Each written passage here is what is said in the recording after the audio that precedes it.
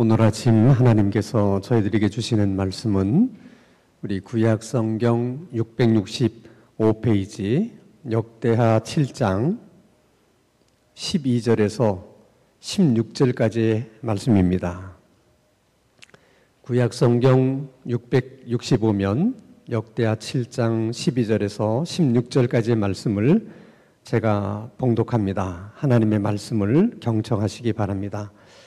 밤에 여호와께서 솔로몬에게 나타나사 그에게 이르시되 내가 이미 내 기도를 듣고 이곳을 택하여 내게 제사하는 성전을 삼았으니 혹 내가 하늘을 닫고 비를 내리지 아니하거나 혹 메뚜기들에게 토산을 먹게 하거나 혹 전염병이 내 백성 가운데 유행하게 할 때에 내 이름으로 일컫는 내 백성이 그들의 악한 길에서 떠나 스스로 낮추고 기도하여 내 얼굴을 찾으면 내가 하늘에서 듣고 그들의 죄를 사하고 그들의 땅을 고칠지라. 이제 이곳에서 하는 기도에 내가 눈을 들고 귀를 기울이리니 이는 내가 이미 이 성전을 택하고 거룩하게 하여 내 이름을 여기에 영원히 있게 하였습니다. 내 눈과 내 마음이 항상 여기에 있으리라. 아멘. 요즘 유행하는 이 코로나19를 14세기 때 유럽을 휩쓸었던 흑사병에 이렇게 이제 비유하는 경우들이 종종 있습니다. 아마도 코로나19가 아주 빠르게 아주 넓은 지역으로 확산이 된 그런 이유 때문이기도 하고 또 예상외로 너무 많은 사상자가 생기게 된 또 그런 이유 때문에 그렇게 비유를 하는 것 같습니다. 그렇지만은 이 패스트는 중앙아시아 고원 지역에서 처음 시작이 됐는데 유럽 전역으로 퍼지는 데까지는 한 20년이라는 시간이 걸렸어요. 근데 코로나19가 전 세계로 확산되는 데는 2달밖에 안 걸렸습니다. 어떻게 그럴 수 있었는가? 그것은 우리가 인지하지 못하고 있었을 뿐이지 그동안 정말 무섭게 세계화가 빠르게 진행이 된 거예요. 세계가 다 한 마을에 있는 동네처럼 그렇게 가까워진 것입니다. 그래서 코로나19로 인해서 얻은 큰 수확 중에 하나는 아무도 예상하지 못했던 이 세계화의 문제가 뭔가, 이 세계화의 취약점이 뭔가 하는 것을 이번에 알게 되었다는 것입니다. 근데 그보다 더 중요한 일은 코로나19 이후의 세상이 어떻게 변할지, 어떻게 달라질지 그것을 정확히 예측할 수가 없다는 거예요. 분명한 것은 코로나19가 종식이 되더라도 코로나19 이전의 세상으로는 돌아갈 수 없을 것이다. 이게 대부분의 전문가들의 예상이에요. 실제로 여론조사기관의 하나인 갤럽 인터내셔널이 세계 18개 국가의 시민들에게 코로나19에 대해서 의식조사를 했어요. 여론조사를. 그 결과는 이런 것입니다. 응답자의 46%가 코로나 이후 세상은 지금과는 완전히 다른 세상으로 변화되고 바뀌게 될 것이다. 그렇게 응답을 했다는 거예요. 이제 한국인들도 46%가 그렇게 응답한 것으로 조사가 됐습니다. 이런 통계가 말하는 것이 무엇이겠습니까? 우리가 생각하는 것 이상으로 많은 사람들이 코로나19 이후의 세상은 지금과는 다를 것이다. 큰 변화가 있을 것이다. 그렇게 생각하고 있다는 거예요. 근데 그런 생각들도 일종의 믿음이거든요. 많은 사람이 그렇게 생각한다는 건 그게 믿음이에요. 믿음의 원리가 뭐예요? 믿음대로 되는 겁니다. 그래서 정말 많은 사람들이 그렇게 생각하는 것처럼 정말 그렇게 되지는 않을까. 아니, 그렇게 될 것만 같은 불안한 예감이 엄습해 오고 있어요. 자, 그러면 이런 상황에서 우리들이 무엇을 해야 되는 것일까? 이런 상황 속에서 우리들이 해야 될 일이 있다면 무엇이고 우리가 할 수 있는 일이 있다면 그것이 무엇일까? 그것을 오늘 이 아침에는 하나님의 말씀인 성경을 통해서 우리가 찾아보려고 하는 것입니다. 자, 오늘 역대하 7장 13절의 말씀을 보면 하나님이 세 가지 경우를 얘기하세요. 자, 홍대가 하늘을 닫고 비를 내리지 아니하거나, 이거는 제가 아주 심한 가뭄을 얘기하는 것이죠. 또 홍 메뚜기들에게 토산을 먹게 하거나, 이것은 식량이 이제 기근 상태에 있는 그 상황을 말씀하시는 것입니다. 또 혹 전염병이 내 백성 가운데 유행하게 될 때, 그러니까 코로나19의 상황도 지금 저 범주 가운데 이제 속하는 것이죠. 자, 저런 상황 속에 있을 때 우리는 무엇을 해야 되는 것이고, 하나님은 우리에게 또 어떤 일을 하기를 원하시는 걸까? 그것이 오늘 본문 14절에 나와 있습니다. 역대하 7장 14절 말씀을 보면 내 이름으로 일컫는 내 백성이 세 가지를 말씀하시죠. 악한 길에서 떠나고 스스로 낮추고 기도하여 내 얼굴을 찾으면, 이 세 가지 일을 하라는 거예요. 첫째는 악한 길에서 떠나라. 스스로를 낮추라. 그리고 기도하고 하나님의 얼굴을 찾으라는 거예요. 이런 상황 속에서 하나님의 백성들이 해야 될 가장 중요한 일이 뭐냐? 그 첫째가 악한 길에서 떠나는 거라는 거예요. 그 악한 길이라고 하는 것은 도대체 뭘까? 이것은 굉장히 포괄적인 개념이에요. 그래서 넓은 의미로 보면 하나님의 말씀에 비추어서 잘못된 생각, 잘못된 행위, 잘못된 삶이 있으면 그거 다 하나님 앞에 고백하고 회개하라는 것이죠. 근데 그 악한 길을 좀 좁은 의미로 얘기하면 7가지로 요약을 할 수 있어요. 그 7가지를 더 줄이면 2가지로 요약이 돼요. 자, 잠언서 6장 16절에서 19절 말씀을 보면 여호와께서 미워하시는 것, 곧 그 마음에 싫어하는 것, 이게 악한 길이에요. 67가지가 있는데 곧 교만한 눈과 거짓된 혀와 무지한 자의 피를 흘리는 손과 악한 계교를 꾀하는 마음과 빨리 악으로 달려가는 발과 거짓을 말하는 망령된 증인과 및 형제 사이를 이간하는 자니라. 한 7가지가 되는데 그걸 더 요약을 하면 2가지예요. 하나는 교만의 죄고, 교만. 그 다음에 또 하나는 거짓의 죄예요. 이 2가지를 철저하게 하나님 앞에 회개하라는 거예요. 자, 교만이라고 하는 것은, 하나님과 관련된 교만이라는 것은 하나님을 우리가 의존하고 하나님 의지하고 살아야 되는데 하나님 대신에 우리가 다른 것을 의존하고 의지하는 것이 교만이에요.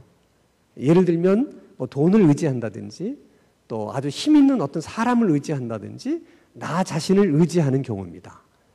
그렇게 의지하는 것은 나 하나님 의지하지 않아도 내가 뭐 돈 가지고 얼마든지 난 할 수 있다.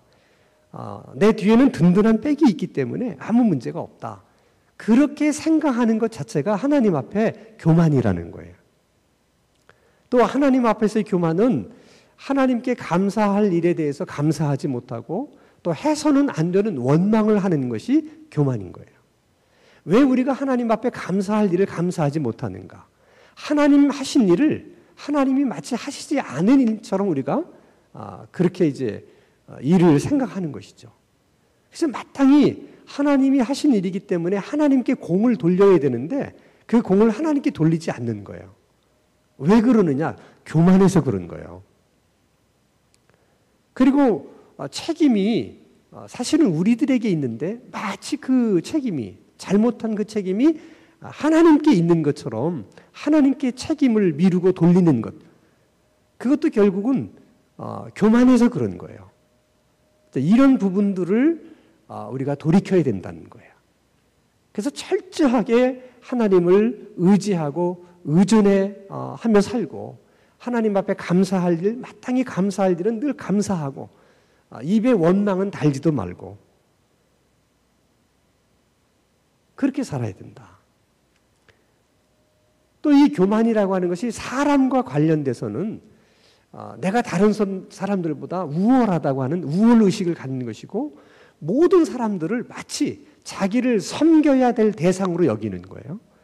그래서 나오는 행위가 갑질이에요.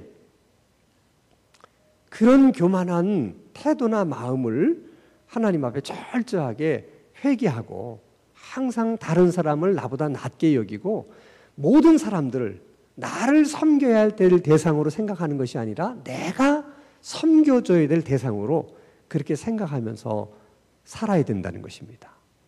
이것이 이 어려운 상황에 하나님의 백성이라고 일컬음을 받는 사람들이 가장 먼저 해야 될 일이에요. 두 번째는 자기를 낮추고 또 하나님의 얼굴을 찾는 거예요. 낮춘다고 하는 것은 하나님 앞에 겸손함을 의미합니다. 하나님 앞에 무엇이 겸손한 일인가? 하나님 외에는 다른 길이 없습니다. 기도 외에는 다른 방법이 없습니다.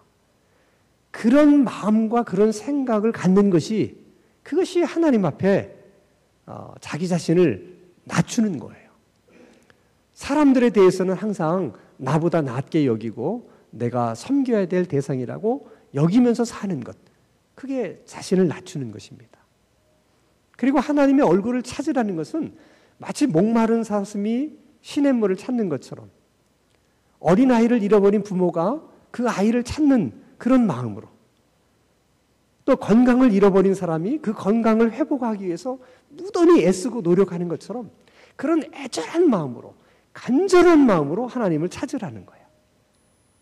그래서 결론은 그런 겸손한 마음으로, 간절한 마음으로 하나님께 기도하라. 그 기도가 핵심인 거예요. 그러니까 우리가 이런 상황 속에서 하나님의 백성들이 해야 될 일은 기도하는 일이라는 거야. 근데 문제는 많은 사람들이 목사님 상황이 이렇게 어려운데 기도한다고 해서 뭐가 되겠어요? 특별히 나 같은 사람이 기도한다고 해서 세상이 바뀌겠습니까? 변하겠습니까? 이런 생각들이죠. 근데 그런 생각도 사실은 다 그 뿌리가 교만에서 나오는 거예요. 하나님이 우리에게 기도하라고 말씀하시면 우리가 해야 될 일은 그냥 기도하는 일이에요.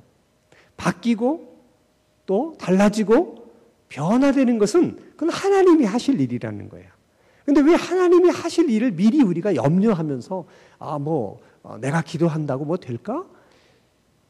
이렇게 기도에 대해서 이렇게 불신하는 것은 하나님에 대한 불신이고, 그 하나님에 대한 불신은 결국 그 뿌리가 교만에 있어서 나오는 생각들과 마음이라는 것이죠. 그렇게 생각하시면 안 되는 거예요. 제가 전에도 한번 여러분들에게 말씀드린 적이 있었지만은 미국의 어떤 작은 마을에 교회가 하나 있었는데 그 교회 앞에 길 건너에 갑자기 술집 하나가 세워지게 됐어요. 그러니까 교회 입장에서는 은혜가 안 되는 거예요. 사람들이 대낮에도 술 취해서 막 이렇게 주정을 부리는 거라든지, 멀쩡한 사람들이 술집에 들어가서 망가지는 모습을 보면서 저건 악의 소굴이다. 그래서 교인들끼리 모여가지고 누가 먼저라고도 할 거 없이 하나님 저 술집을 좀 없어지게 해주세요. 이렇게 기도하기 시작했어요. 근데 정말 그 기도하던 어느 날 갑자기 그 술집에 원인 모를 불이 일어나가지고 술집이 완전히 전소당한 거예요. 그래서 낙심하고 있던 술집 사장이 어디서 소문을 들은 거야. 앞집 교회에서 교인들이 이 술집을 없애달라고 기도를 했는데 아마 그것 때문에 우리 술집에 불이 난 것일 것이다.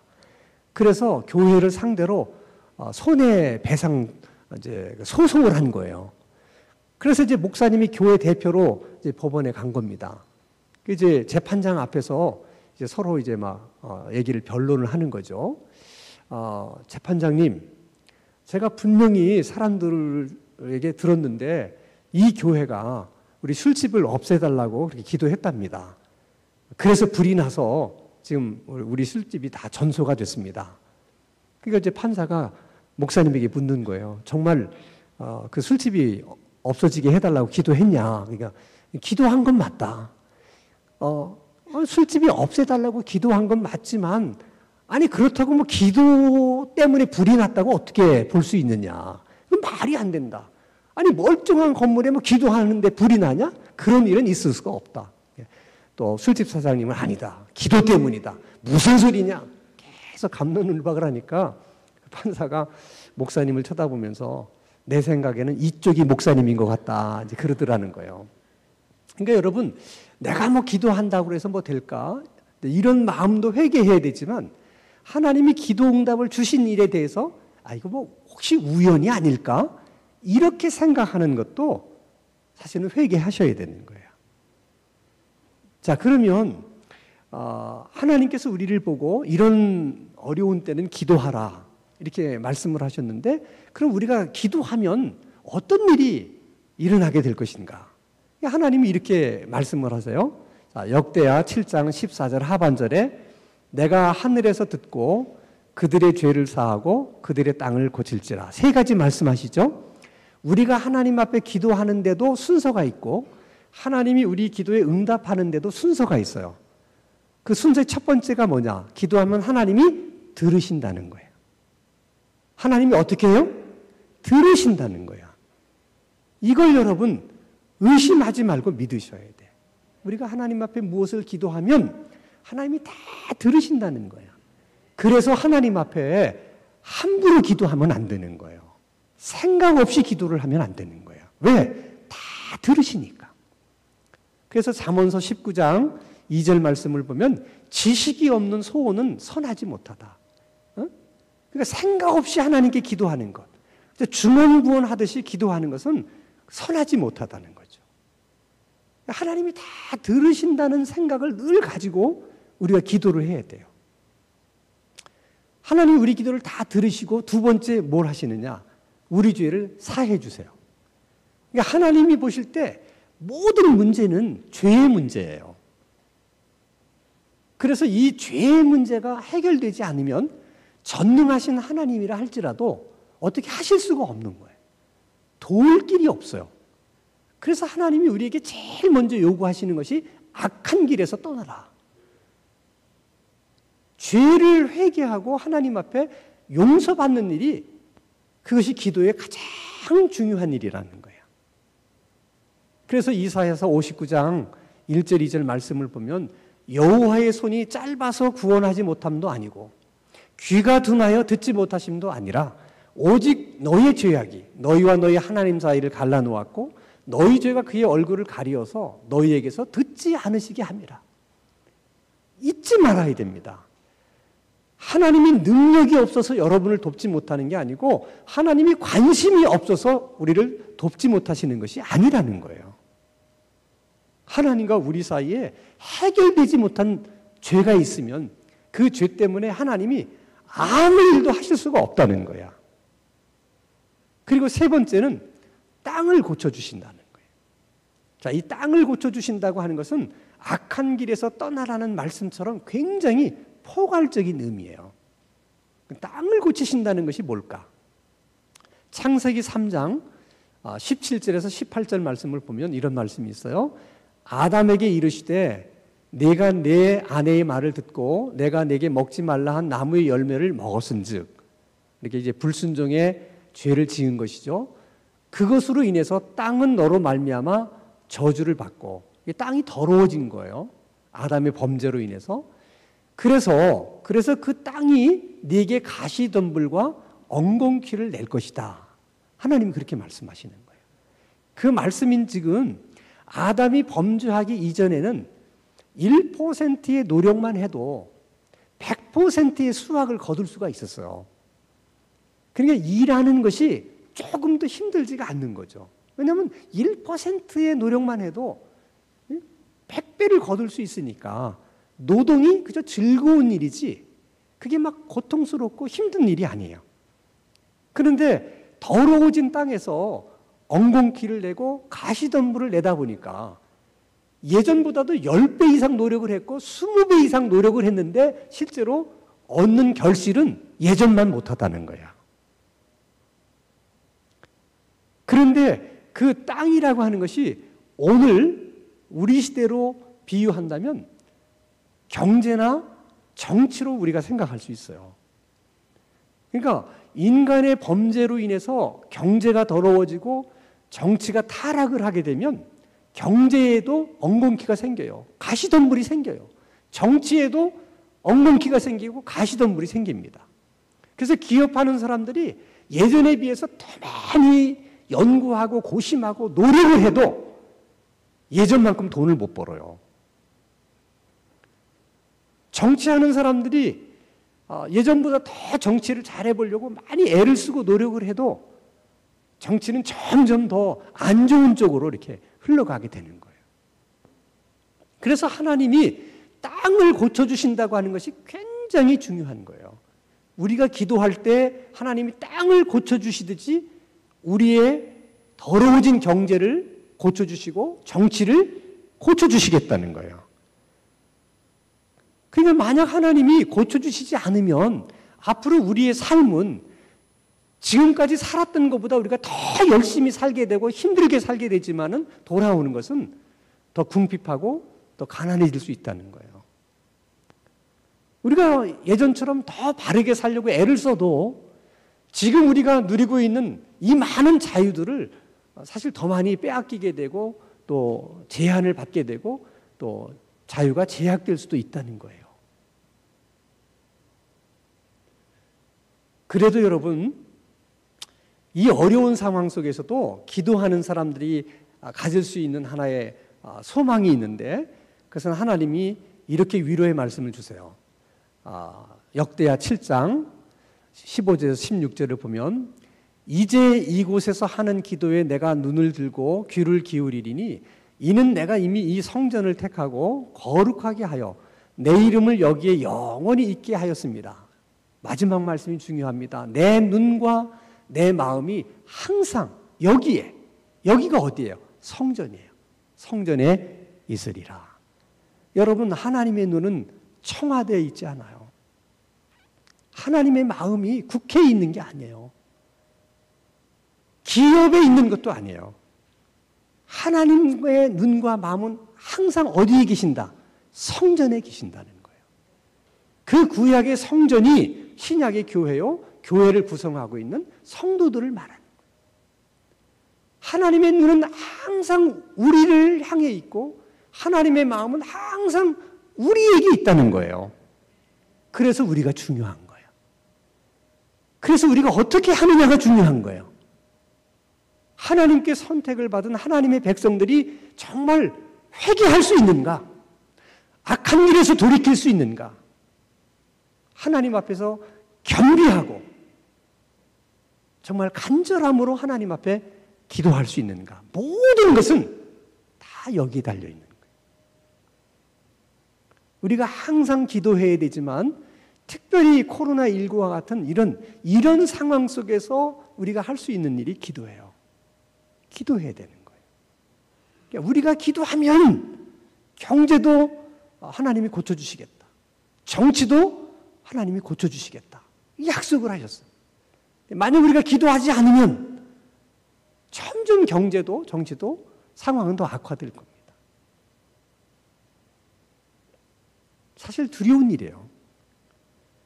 우리말에 도적을 맞으려고 하면 짖던 개도 짖지를 않는다.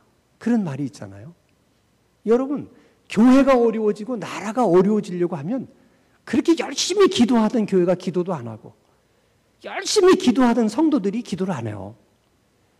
기도 소리가 점점 약해지고 기도 소리가 들리지 않는다는 건 굉장히 불길한 징조예요. 코로나19로 이렇게 나라가 어려울 때는 국민의 한 사람으로서 뭔가 나라를 위해서 뭔가 헌신하고 뭔가 나라를 위해서 수고를 해야 돼요. 그러면 하나님을 믿는 내 백성이라고 일컬음을 받는 우리들이 할 수 있는 최선의 길, 가장 좋은 길은 우리 스스로 악한 길에서 떠나서 우리 스스로를 낮추고 간절한 마음으로 하나님 앞에 기도하는 거예요. 여러분, 임진왜란 때 조선을 구한 사람들이 많이 있지만 대표적인 사람이 이순신 장군이에요. 그런 나라를 위해서 그렇게 헌신했는데 누명을 쓰고 백의종군을 하게 됩니다. 그 사이에 그 많은 함선들이 일본에게 다 이제 파괴가 돼서 12척밖에 남질 않았어요. 그 12척의 배를 가지고는 수백 척이 넘는 그런 일본과 싸울 수 없는 거죠. 그래서 조선의 왕 선조가 이순신에게 명을 내립니다. 그 12척의 배를 가지고 일본을 상대한다는 것은 무리한 일이니까 해군을 포기하고 육군과 협력해서 일본과 싸우라. 그때 이순신 장군이 이렇게 얘기합니다. 신에게는 아직도 12척의 배가 있습니다. 그 절망스러운 분위기 속에도 이순신 장군은 절망하지 않았어요. 그리고 정말 그 12척의 배를 가지고 일본의 함대를 격파합니다. 하나님 앞에 기도하는 사람들은 그런 마음 자세가 필요해요. 기도할 수 있다면 끝난 일이 아닙니다. 기도할 수 있다면 길은 있습니다. 그런 마음 자세로 하나님 앞에 나가 기도해야 돼요. 이 어려운 나라를 하나님께 선택받은, 택함받은 하나님의 백성들이 열심히 기도함으로 하나님께서 이 나라를 구원해 주시기를 주님의 이름으로 축원합니다. 거룩하신 아버지 하나님, 우리에게 기도할 수 있는 믿음과 힘을 주시고 기도하고 싶은 열망과 간절한 마음도 주시옵소서. 무릎을 꿇고 끊임없이 하나님의 자비와 긍휼을 구하게 하시고 기도로 하나님의 구원하심을 체험할 수 있는 하나님의 백성들이 되게 하여 주시옵소서. 예수님 이름으로 기도하옵나이다. 아멘.